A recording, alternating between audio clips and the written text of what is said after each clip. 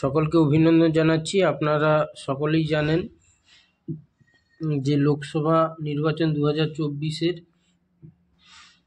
Vote কর্মীদের যে প্রশিক্ষণ অর্থাৎ পোলিং পার্সনের যে প্রশিক্ষণের যে পিপিটি আমরা বলি, সেটা অলরেডি বের হয়ে গেছে।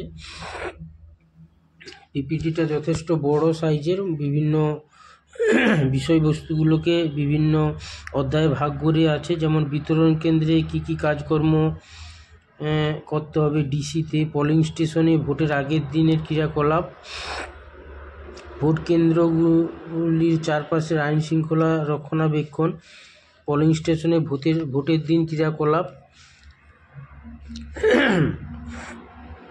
ভোট গ্রহণ প্রক্রিয়া, ভোট গ্রহণ সমাপ্তি কার্যাদি, রিসিভিং সেন্টার আরসিতে ক্রিয়াকলাপ, কোভিড ব্যবস্থাপনা, SMS পোল রিপোর্টিং। এবারে আপনারা প্রতিবারেই বিভিন্ন ইলেকশন নিয়ে থাকেন ইলেকট্রনিক ভোটিং মেশিন দিয়ে, যাতে CUBU এবং ভিভিপ্যাট থাকে। এবারেও CUBU এবং ভিভিপ্যাট দিয়ে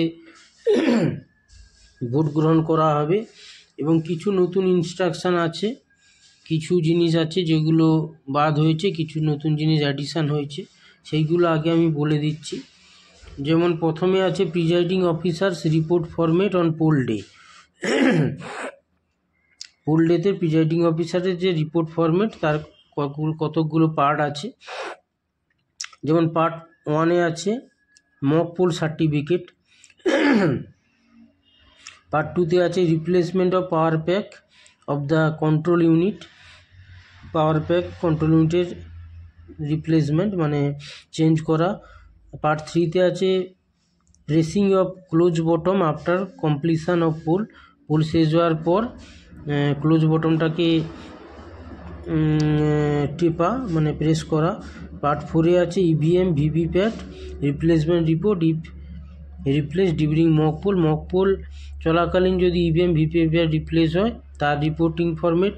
আর পার্ট 5-এ আছে EVM VVPAT replacement during actual পোলের সময় EVM ভিভিপ্যাট যদি রিপ্লেস হয় তার রিপোর্ট।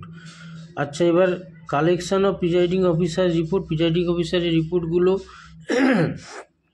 কীভাবে কালেকশান হবে, পার্ট 1, পার্ট 2 এবং part 3 presiding officer report shall be kept in a এনভালপে part 1, part 2, part 3 presiding officer রিপোর্টগুলো রাখতে হবে খামে। Details to be printed on the এনভালপের উপর যেগুলো লেখা থাকবে, নেম অফ দ্য ইলেকশন যেগুলো লেখা থাকবে, number and name of the AC, number and name of the PC, polling স্টেশনের যে নাম্বার থাকবে, বুথ অর্থাৎ পোলিং স্টেশনের নাম্বারটাও ওখানে লিখতে হবে নিজেকে অথবা লেখা থাকবে। The presiding officer shall deposit the said envelope along with EVM, VVPAT and other election material at collection center। মানে রিসিভিং বা কালেকশন সেন্টারে এগুলো প্রিজাইডিং অফিসারকে জমা দিতে হবে, EVM, VVPAT এবং অন্যান্য ইলেকশন ম্যাটেরিয়ালগুলো। আর পার্ট 4 এবং 5 প্রিজাইডিং অফিসারের যে রিপোর্ট ফরম্যাট, সেটা সেক্টর অফিসার কালেক্ট করবেন, অর্থাৎ রিপ্লেসমেন্টের যে ব্যাপারগুলো সেইগুলো তার রিপোর্টগুলো সেক্টর অফিসার কালেক্ট করে সেটা হচ্ছে রিটার্নিং অফিসার যিনি আছেন ওনাকে দিয়ে দিবেন। এবার কি জিনিসগুলো বাদ গেছে, কীগুলো নতুন যোগ হয়েছে সেগুলো দেখুন। Use of strip seal is discontinued. Strip সিলের ব্যবহার আর এবারে বন্ধ। Design of pink paper seal for BU changed. বিউর যে পিঙ্ক পেপার সিল থাকে সেটার ডিজাইনটা পরিবর্তন হয়েছে। Design of green paper seal is changed. Green paper সিলেরও ডিজাইনটা চেঞ্জ হয়েছে। Use of plastic box for mock poll slip is discontinued. মানে মক পোলের যে স্লিপগুলো সেগুলো একটা প্লাস্টিক বক্সের মধ্যে রাখা হতো, সেটা আর থাকবে না। এবারে একটা ব্ল্যাঙ্ক এনভালপ দেওয়া হবে এবং সেই এনভালপের মধ্যে মক পোল স্লিপগুলো রাখতে হবে এবং পিঙ্ক পেপার সিল দিয়ে সেটাকে সিল করতে হবে, কোনো প্লাস্টিক বক্স থাকবে না। আর প্রিজাইডিং অফিসারের ডায়েরিটাও কিছুটা মডিফাইড হয়েছে।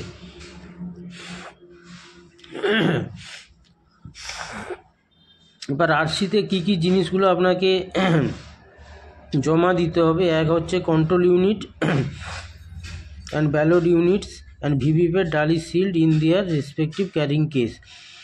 সিইউ বিইউ তাদের ক্যারিং কেসে এবং ভিভিপ্যাট এর পাওয়ার যে ব্যাটারি সেগুলো নির্দিষ্ট ক্যারিং যে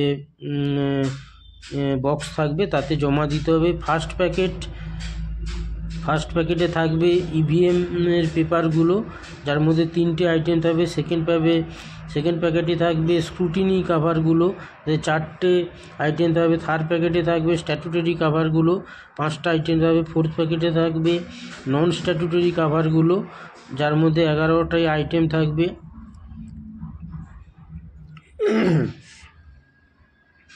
ফিফথ প্যাকেটে থাকবে হ্যান্ডবুক, ম্যানুয়াল, ইটিসি, যার মধ্যে 3+ আইটেম থাকবে। আর 6th প্যাকেটে থাকবে আদার্স ম্যাটেরিয়ালস, যার মধ্যে 5টার বেশি আইটেম থাকবে। আর অন্যান্য যে অল আদার্স যেসব স্টেশনের আইটেমগুলো একটা কার্টুন অথবা কার্ডবোর্ডে করে জমা দিতে হবে। এই হচ্ছে টোটাল জিনিসপত্র যেগুলো জমা দিতে হবে আরসিতে। আর কিছু কিছু যে চেঞ্জগুলো হয়েছে সেগুলো বলে দিলাম। আর পরবর্তীকালে যে আর ভোট গ্রহণ কেন্দ্রের বিভিন্ন কাজকর্ম যেটা ট্রেনিংয়ের ক্ষেত্রে প্রয়োজন সেগুলো নিয়ে আলোচনা করব। এই আজকের ভিডিওটা এখানেই শেষ করছি। সকলকে নমস্কার, ধন্যবাদ।